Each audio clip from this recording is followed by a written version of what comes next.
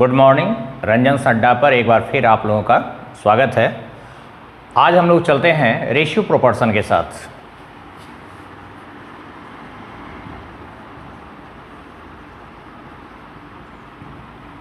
Ratio proportion जानने से पहले हमें कुछ टर्म्स को जानना पड़ता है, कुछ रिलेशन है जो हमें समझना होगा इस चैप्टर को जानने से पहले। अनुपात क्या है? दो सजातीय टर्म्स के बीच का रिलेशन को हम लोग उसका अनुपात कहते हैं। जैसे हम कहते हैं अगर मेरे पास 50 रुपये हैं, आपके पास 70 रुपये हैं, तो हम दोनों की जो रकम है उसको रुपए में हमने बोला है। तो अगर दोनों का यूनिट सेम हो तो डायरेक्टली इसको कट करके जो रिजल्ट आता है वो इसका अनुपात कहता है। अनुपात के साथ किसी भी यूनिट का यूज़ हम लोग नहीं करते हैं। लेकिन अगर हम ये कहें कि मेरे पास तो 50 रुपया है लेकिन आपके पास 1000 पैसा है, इस पर ये दोनों टर्म सजातीय नहीं है। सजातीय होने के लिए अगर ये रुपया है और ये पैसा है तो या तो दोनों को हम पैसा में बदलेंगे या फिर दोनों को रुपए में बदलेंगे। आसान ऑलवेज बड़े यूनिट को छोटे में बदलना। अब 100 से अगर हम रुपए को गुना करते हैं तो ये पैसे को रिप्रेजेंट करता है।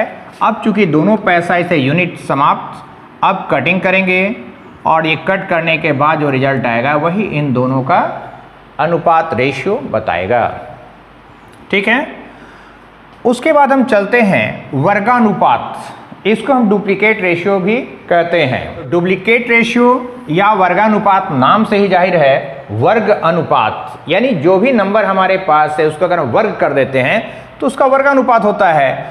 अब इसको हम एक चीज और कहें, अगर हमारे पास दो टर्म है ए और बी, ये प्रथम पद या पूर्व पद के नाम से जाने जाएंगे, ये द्वितीय पद है, इसको हम अंतिम पद भी कह सकते हैं, है ना।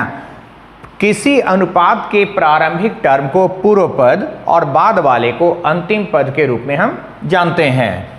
तो वर्गानुपात अगर हमें 3 और 4 के लिए वर्गानुपात निकालना है तो ओरिजिनल रेशियो हमारा 3, 4 है। इसका वर्गानुपात जब हम निकालेंगे तो इन दोनों ही नंबर का स्क्वायर कर देंगे और इसका जो रेशियो हमारे पास आएगा वही रेशियो इसका वर्गानुपात के नाम से जाना जाएगा। अगर हम नंबर 16 और 9 के रेशियो में है और हमारा क्वेश्चन है इसका वर्गमूलानुपात निकालें, तो वर्गमूल के लिए हमें दोनों का रूट निकालना पड़ेगा, है ना।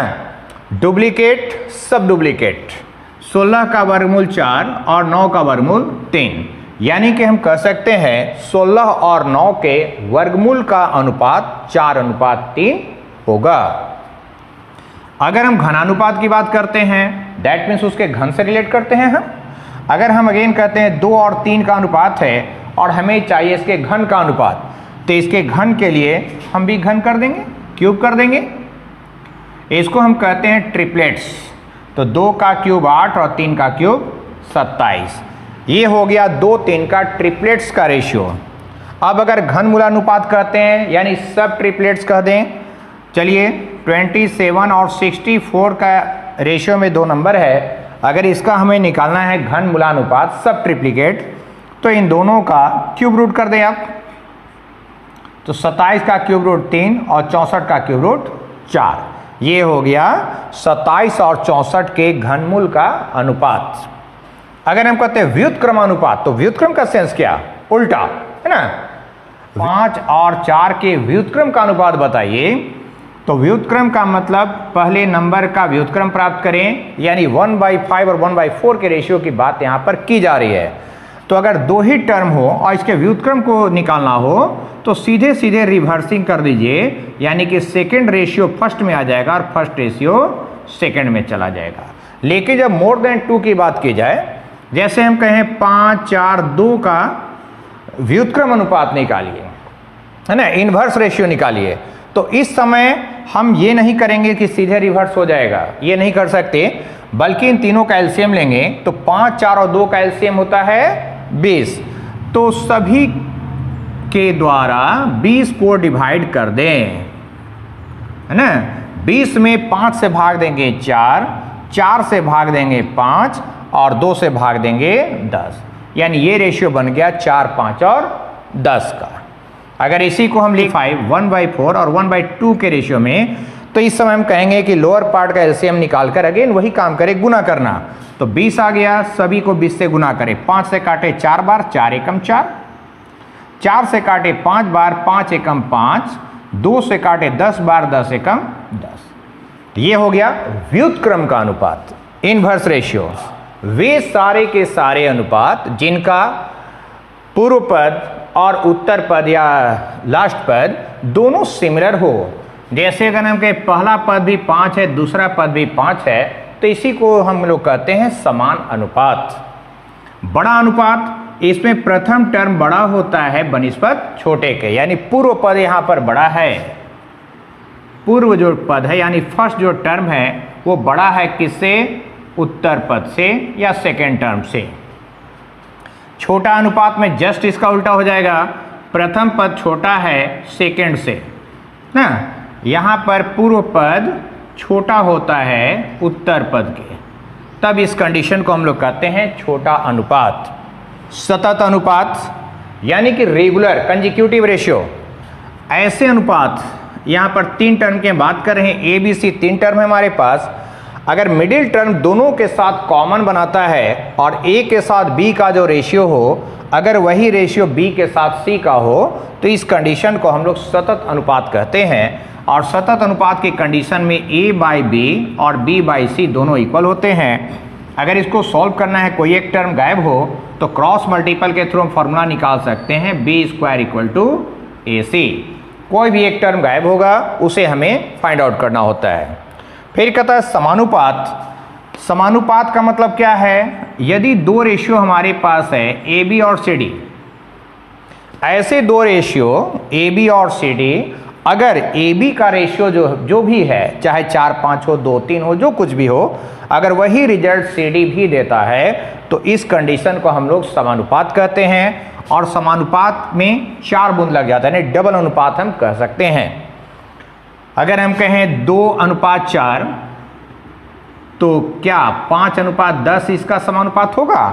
बिल्कुल होगा, क्योंकि 2 और 4 में अगर हम कट करते हैं, 5 और 10 को इधर कट करते हैं, तो दोनों ही कंडीशन 1/2 का ही फॉर्म करता है, यानी कि दोनों रेशियो सिमिलर है। डाटा सिमिलर हो ये कतई जरूरी नहीं है, और समानुपात का मतलब डाटा से नहीं है बल्कि उसके रेशियो मात्र से है। तो अगर रेशियो इक्वल होगा तभी हम इसको समानुपात कहेंगे। मिश्र या जटिल अनुपात का मतलब क्या है? अगर हम कुछ अनुपात की बात करते हैं 2 3 5 4 7 6 और हमें कहता है इसका मिश्र अनुपात क्या होगा, तो मिश्र अनुपात का मतलब होता है इन सभी का इक्विवेलेंट ना, फर्स्ट से लेकर लास्ट टर्म तक अगर हम लेते हैं तो कौन सा अनुपात बनेगा, वही आपसे पूछा गया।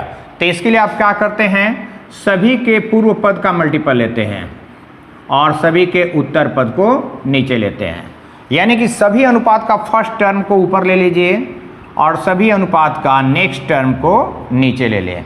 अब अगर कटता है तो इसे आप काट दें, बस 5 सते 35, 3 चौका 12, 12 तिया 36, यानी अनुपात बन गया 35:36। तो इस कंडीशन को हम लोग बोलते हैं मिश्र अनुपात। ठीक, अब चलते हैं रेशियोज कैसे बनाई जा सकती है। अगर हमें कहता है ए बी 2 टर्म है जिसका रेशियो है 2 3, बी सी भी 2 टर्म है जिसका रेशियो है 5 4, हमें चाहिए ए बी सी का रेशियो। ए बी का रेशियो 2 3 है, बी सी का रेशियो 5 4 है, हमें चाहिए ए बी सी का रेशियो। सबसे पहले लिखते समय ध्यान दें, हम ए बी कैसे लिखेंगे?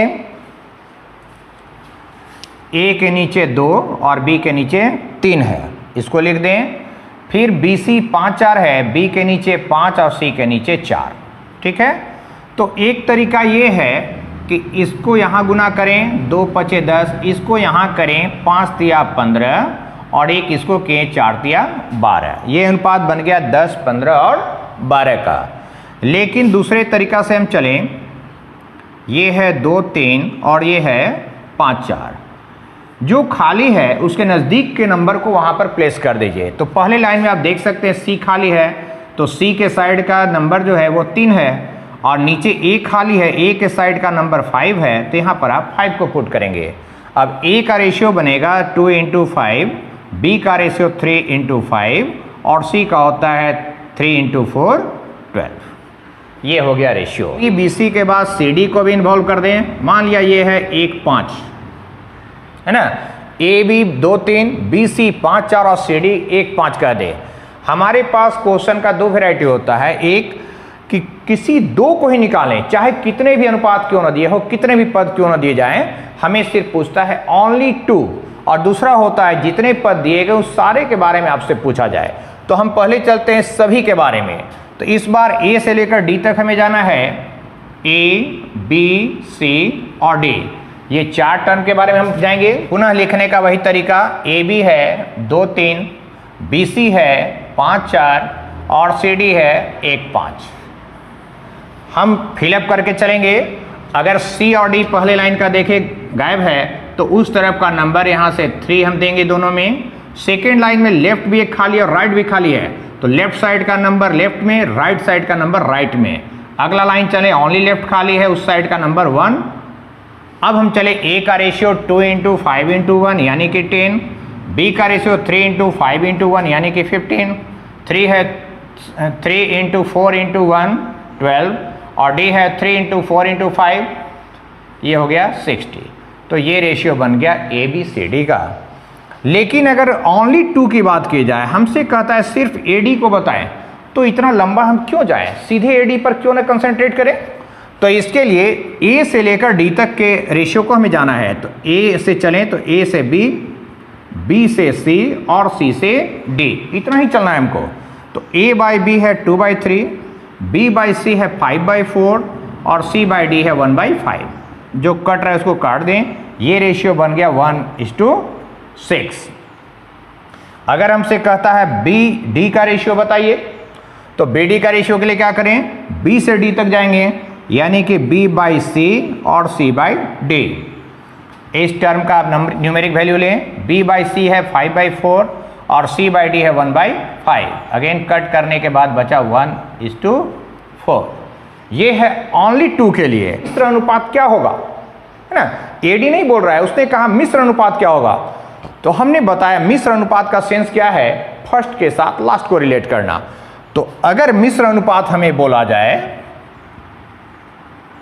मिश्र अनुपात, तो हम क्या करेंगे, फर्स्ट के साथ लास्ट। तो यहां फर्स्ट का मतलब A है और लास्ट का मतलब D है, मतलब कि AD ही निकालना है हमको, जो यहां हम निकाल चुके। तो क्वेश्चन में एक है AD का रेशियो हमें बोला गया, और एक में हमें ये नहीं बोला कि रेशियो किसका निकाले, बल्कि बोलता है इसका मिश्र अनुपात आप बताएं। अब हम चलते हैं रेशियोज कैसे फॉर्म करें। इस पूरी चैप्टर में हमारे पास 2 वर्क होता है, रेशियोज फॉर्मेशन और उसका यूज यानी डिस्ट्रीब्यूशन। कोई एक डाटा दिया जाएगा जिसे ABC, PQR, XYZ में हमें बांटना मात्र है। तो इसके लिए सबसे अहम पड़ाव हमारा रेशियो ही होता है, पहले हम लोग उसी पर विचार करें। तो A का 2 गुना और B का 3 गुना यदि आपस में बराबर हैं, तो AB का रेशियो क्या होगा। इस कंडीशन में AB का रेशियो क्या होगा। तो अगर 2 टर्म आपस से मल्टीपल के साथ नंबर के साथ जुड़ा हुआ हो तो सीधे इसको रिवर्स कर दें, यानी कि 3:2। मतलब कि अगर नंबर साथ में दिया है तो इसका रेसिप्रोकल निकालते हैं आप, इन्वर्स करते हैं, व्युत्क्रम करते हैं आप। अगर 3 टर्म है, कंडीशन वही है, 2 में सीधे रिवर्स ही, लेकिन मोर देन 2 में हमने बोला था रिवर्स डायरेक्ट नहीं कर सकते हैं। तो 2, 5, 4 का LCM 20, 2 से भाग देंगे क्या होगा 20/2। B के लिए जाएंगे 20/5 और C के लिए जाएंगे तो 20/4, यानी कि 10:4:5। ये कहेंगे हम ABC के लिए, ठीक है। डायरेक्टली अगर 2 टर्म है तो डायरेक्ट हम नंबर को रिवर्स कर सकते हैं, लेकिन मोर देन 2 में LCM लेकर सभी से बारी बारी से भाग देकर हमें रिजल्ट प्राप्त करना है। तीसरा कंडीशन है, ऊपर कोई टर्म दिया है, नीचे उसका नंबर दिया है, तो जिस टर्म के नीचे जो नंबर होता है वही उसका रेशियो बनता है। यानी यहां ABC का अनुपात हम क्या बोल सकते हैं, तो ये है 2, 3 और 4 इस कंडीशन का। अगर A को डायरेक्टली AB का रेशियो ना बोल के A बराबर करता है B/5, तो अभी हमने बताया किसी टर्म के नीचे जो नंबर है वही उसका रेशियो बनता है। तो क्या है A के नीचे 1 नहीं छुपा हुआ है, तो A के नीचे 1, B के नीचे अगर 5 है तो AB का रेशियो हम क्या कर सकते हैं 1:5। अगर यहां कहता है a का वैल्यू b के 2/3 के बराबर है, a का वैल्यू b के 2/3 के बराबर है, तो अगर हम क्रॉस कर दें, इस 2 को यहां ले आए तो इसी कंडीशन में आ गया नंबर। यानी इसको अदर हैंड कर सकते हैं कि a/2 और b/3 आपस में बराबर है। तो अब ab को तो हम लोग बड़े इजली कर सकते हैं कि ab का रेशियो क्या हो गया, तो 2:3, a:b:5। अभी हम प्रीवियस में बताए थे नंबर अगर मल्टीपल में हो तो यहाँ मल्टीपल a के साथ 1 नहीं जुड़ा हुआ है, तो अगर a के साथ 1 जुड़ा है, b के साथ 5 जुड़ा है, तो दो टर्म अगर मल्टीपल में जुड़े हुए हैं तो मैंने बताया नंबर को रिवर्स कर दी जाती है, यानी ab का रेशियो 5:1 के रूप में होगा। अब अगर हम ये कहें कि a का मान b से 40% ज्यादा है, a का मान b से 40% ज्यादा है, तो हमें इसमें अच्छी तरह से ये ध्यान देना पड़ेगा किसके बारे में बात हो रही है और किसके संदर्भ में बात हो रही है। दो सेंस, किसके संदर्भ में बात हो रही है, तो b के संदर्भ में, है ना। b के संदर्भ में किसकी बात की जा रही है, तो a की बात की जा रही है।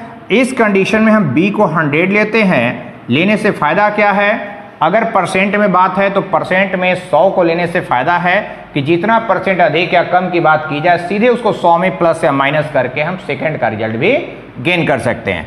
तो फिलहाल a का मान b से 40% ज़्यादा है, तो 100 + 40 140 हो गया। अब हमें चाहिए ab का रेशियो, तो क्या करेंगे, a है 140 जबकि b है 100, कट करने के बाद 7:5, ये हो गया ab का रेशियो। p का मान q से 10% कम है।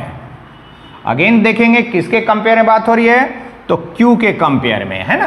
तो यहाँ q को हम 100 लेंगे तो p कितना होगा, 10% कम, तो 100 - 10 का मतलब 90। अब अगर हमसे pq पूछ रहा है तो p का वैल्यू 90 और q का वैल्यू 100, यानी कि ये अनुपात बन गया 9:10। a/b का वैल्यू 5/6 के बराबर है। तो एक तरफ नंबर वाली कंडीशन में a के सामने का वैल्यू a का रेशियो और b के सामने का वैल्यू b का रेशियो बनता है। अगर हमें एक फ्रैक्शन में दे दे a b का रेशियो 1/2 एंड 3/8 के बराबर है, a b का रेशियो 1/2 और 3/8 के रेशियो के बराबर है, तो यहाँ पर a b का सिंपल रेशियो क्या हो गया, इसको हम लोग कहते हैं सिंपलेस्ट फॉर्म में करना। सिंपलेस्ट फॉर्म का मतलब चाहे कितना भी कॉम्प्लेक्स आपको बनाया गया है नंबर, उसको सिंपल कर दे, कट करके इंड पोजीशन तक लाएं, वही हुआ उसका सिंपलेस्ट फॉर्म, सरलतम फॉर्म। तो इसके लिए एक तरीका यह है कि लोअर से लोअर को या अपर से अपर को अगर कट रहा है तो काट दें, दूसरा तरीका है डायरेक्टली क्रॉस करके रेशियो को तैयार करें। तो हम लेते हैं 2 से 8 कटा 4 टाइम्स, अब क्रॉस कर दें तो 4 × 1 4 और 1 × 3 3, ये हो गया ए बी का रेशियो। ठीक है, आज हम लोग सिर्फ और सिर्फ रेशियो को गेन करना सीख रहे थे। रेशियो जानने के बाद कल इसका यूजेज हम लोग जानेंगे कि कैसे किसी नंबर को डिस्ट्रीब्यूट करना है हमको कुछ टर्म्स में। तो आज के लिए इतना ही, अगले वीडियो में हम लोग इसको डिस्ट्रीब्यूट करना सीखेंगे। Thank you.